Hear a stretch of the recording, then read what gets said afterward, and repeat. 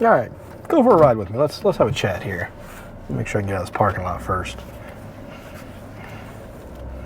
All right, so I want to share a little story with you guys today, and this kind of goes back to, the customer's not always right, and you should try to have your guys back whenever you can. This was back when I was driving for a tow company and also being a manager, but I also had an owner that I answered to about different things, and obviously if we weren't making money, he wanted to know why. So this story goes, I'm heading up I-65 out of Nashville, Tennessee.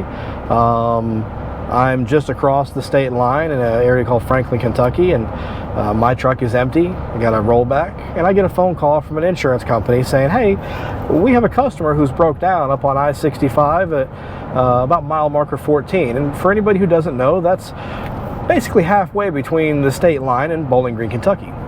I'm empty. I can get there. I'm 14, 15 miles away. So I say, absolutely, I can go get her.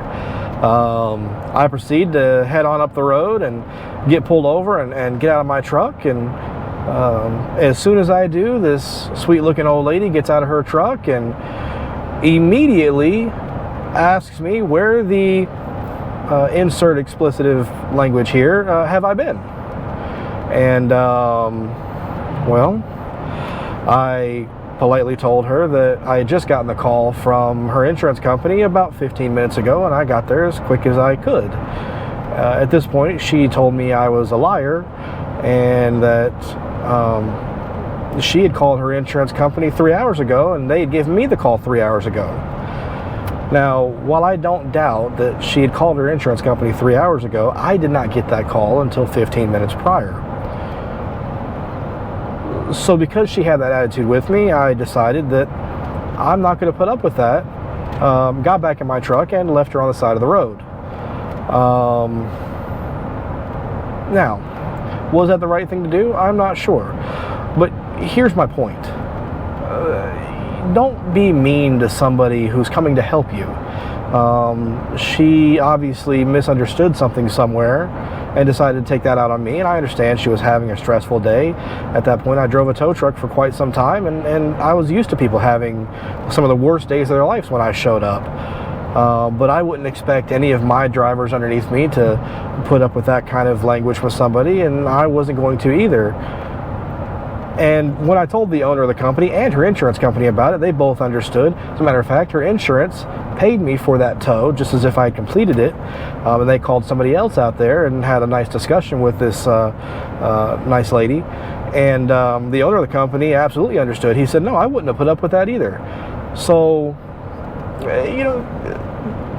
number one, like I said, be nice to people when they're coming to help you.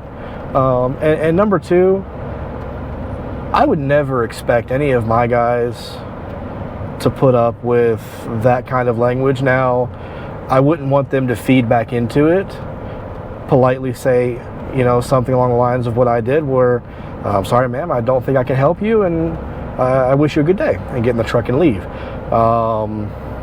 But, turns out that this lady ended up having to sit there for another couple of hours and wait for another company to come get her because that was the next person in line. And to this day, I don't actually feel bad about it, just because, well, you shouldn't have had that attitude with me. It was very unnecessary. And I would have had any of my drivers' backs who came to me with that same story. So, I don't know. Have your guys back sometimes. Take care of your people. I'll see you next week.